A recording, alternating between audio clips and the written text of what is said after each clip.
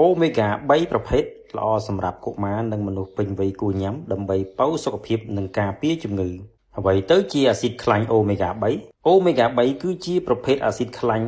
ដែលមាននៅក្នុងអាហារដូចជាត្រីគ្រាប់ធញ្ញជាតិឬក៏អាហារបំប៉នអាស៊ីតនេះមានសារៈសំខាន់គឺមាន EPA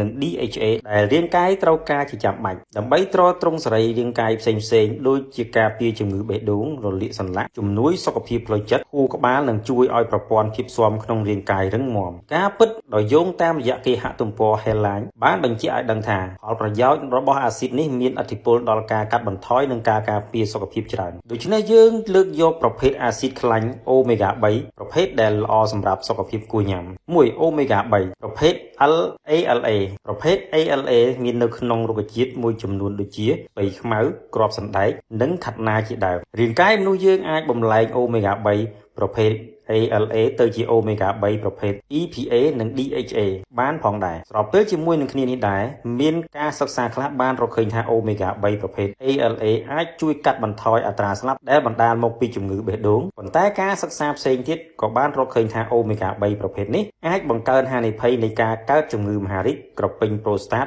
2អូមេហ្គា3ប្រភេទ EPA មានការសិក្សាមួយចំនួនបានរកឃើញថាខ្លាញ់ត្រីដែលមានផ្ទុកអូមេហ្គា3ប្រភេទEPA និង DHA មានប្រសិទ្ធភាពអាចជួយកាត់បន្ថយរោគសញ្ញានៃជំងឺបាក់ទឹកចិត្តនិងប្រយុទ្ធប្រឆាំងនឹងការរលាកខាងក្នុងគេសង្កេតឃើញថាអូមេហ្គា3ប្រភេទ EPA និង DHA មាននៅក្នុងអាហារសមុទ្រដូចជាខ្លាញ់ត្រីសមុទ្រផ្កាថ្មនិងសារ៉ាយជាដើម3អូមេហ្គា3ប្រភេទ DHA អូមេហ្គា3ប្រភេទនេះមានគុណប្រយោជន៍ចំពោះសុខភាពស្បែកនិងការលូតលាស់របស់ខួរក្បាលផងដែរក្រៅពីនេះអូមេហ្គា3ប្រភេទ DHA មានគុណប្រយោជន៍ចំពោះជំងឺសន្លាក់ឆ្អឹងជំងឺលើសសម្ពាធឈាមជំងឺបេះដូងជំងឺទឹកនោមផ្អែមប្រភេទទី2និងជំងឺមហារីកមួយចំនួនមួយវិញទៀតក្រៅពីអូមេហ្គា3ក៏មានប្រភេទវីតាមីនក៏បានរួមចំណែកជួយដល់សុខភាពផងដែរមានវីតាមីនទាំងអស់នោះមានដូចជាវីតាមីន B12 គឺជាវីតាមីនមួយប្រភេទដែលរាងកាយយើងមិនអាចផលិតដោយខ្លួនឯងបាននោះទេហេតុនេះហើយបើយើងមិនបានបញ្ចូលអាហារដែលមានវីតាមីន B12 ឲ្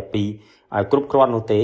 យើងនឹងប្រឈមជាមួយនឹងជំងឺខ្វះគ្រាប់ឈាមក្រហមដែលករណីធ្ងន់ធ្ងរអាចនឹងត្រូវបញ្ចូលឈាមជាប្រចាំផងដែរយ៉ាងណាមិញកង្វះវីតាមីន B12 អាចបណ្ដាលឲ្យមានរោគសញ្ញាតាមរយៈរាងកាយសរសៃប្រសាទនិងផ្លូវចិត្តដែលបុគ្គលគ្រប់រូបអាចតាមដានដោយខ្លួនឯងបានដើម្បីការពារកុំឲ្យមានគ្រោះថ្នាក់ធ្ងន់ធ្ងរដល់បញ្ហាឈាមដូចខាងលើ2វីតាមីន D មានសារៈសំខាន់ណាស់សម្រាប់ស្បែកវីតាមីន D ភាគច្រើនត្រូវបានបង្កើតឡើងដោយពន្លឺព្រះអាទិត្យស្រូបយកដោយស្បែករបស់អ្នកចាំបាច់ត្រូវប៉ះពាល់ជាមួយនឹងពន្លឺព្រះអាទិត្យឲ្យបាន10នាទីក្នុងមួយថ្ងៃនៅពេលដែលស្បែករបស់អ្នកទៅប៉ះជាមួយនឹងពន្លឺព្រះអាទិត្យកោសិកាថ្លើមនិងតម្រងនោមវានឹងទៅទាញយកវីតាមីន D ហើយដឹកជញ្ជូនទូទាំងរាងកាយជាពិសេសជួយឲ្យស្បែកមានសុខភាពល្អមួយវិញទៀតពន្លឺព្រះអាទិត្យដែលល្អហើយមិនធ្វើឲ្យប៉ះពាល់ដល់ស្បែកគឺពន្លឺព្រះអាទិត្យនៅពេលព្រឹកបន្ថែមពីលើនេះទៅទៀតដើម្បីទទួលបានវីតាមីន D កាន់តែច្រើននៅក្នុងរាងកាយរបស់អ្នកអាចទទួលទានអាហារដូចជាគ្រាប់ធញ្ញជាតិជាអាហារពេលព្រឹកញ៉ាំទឹកក្រូចទឹកដោះគោជូរត្រីសាល់ម៉ុនត្រីធូណានិងត្រីខជាដើមទោះជាយ៉ាងនេះក្តីសម្រាប់អ្នកមានបញ្ហាសុខភាពឬមិនមានតែចង់ទទួលទានអាស៊ីតខ្លាញ់អូមេហ្គា3គួរតែទៅជួបពិគ្រោះជាមួយនឹងគ្រូពេទ្យជំនាញជាមុនសិនមុននឹងសម្រេចចិត្តប្រើប្រាស់ថ្នាំគ្រាប់អូមេហ្គា3មកញ៉ាំ